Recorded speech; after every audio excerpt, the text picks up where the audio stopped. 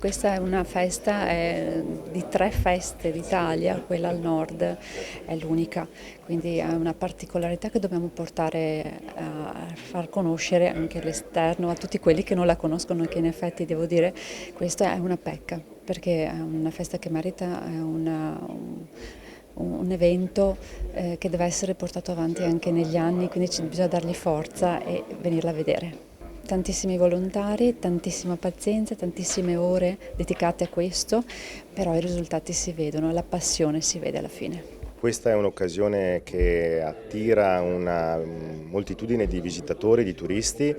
e senza fare sistema comuni come il nostro non potranno avere la visibilità che hanno necessità di avere. Quindi fare sinergia col territorio, con Montegrotto, con Abano, con l'ambito termale è una sfida difficile perché pur essendo all'interno di un territorio dei Colli Ugani che ha delle criticità di natura anche logistica è un elemento fondamentale perché grazie al virtuosismo avuto in questi anni siamo stati riconosciuti anche Biosfera UNESCO e questo è un altro elemento di orgoglio che va valorizzato per il turismo lento. Io porto l'esempio della mia famiglia che è emigrata a Vo nel 51, proprio a luglio del 51 e qui allora l'organizzatore della festa dell'uva che era il dottore De Matteis, il medico di base di Vo, assieme al maestro delle scuole elementari Abramo Nicoletto, si recarono proprio in campagna da mio nonno a chiedere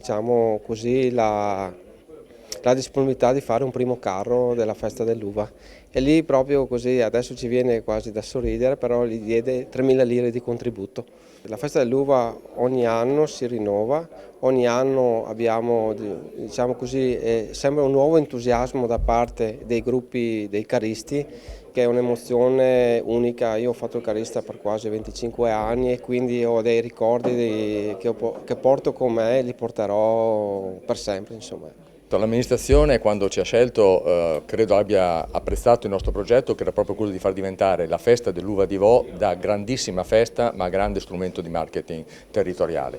Ovvio il comune di Vo, come dicevo, è la sede ideale per una festa di questo tipo perché naturalmente il comune, tra l'altro che nei Colli Ugani, ha la più ampia estensione di vigneti, quindi partiamo dal prodotto che è l'uva per declinarlo attraverso le arti, la poesia, la musica, il cinema, le arti visive, declinarlo in tutti i modi sul territorio, quindi non solo in Piazza Liberazione, non solo in Vo ma anche in Vo Vecchio e in tutti i luoghi, in tutti i vigneti, le cantine naturalmente del territorio. Un modo per cui la festa diventi la possibilità per chiunque di apprezzare il territorio di Vo, naturalmente poterci tornare perché saranno tante le cose che verranno e si renderanno conto che non è sufficiente neanche un weekend per vederle. Quindi questo è l'obiettivo che ci siamo posti assieme all'amministrazione comunale e siamo convinti che la festa rispetterà questo obiettivo.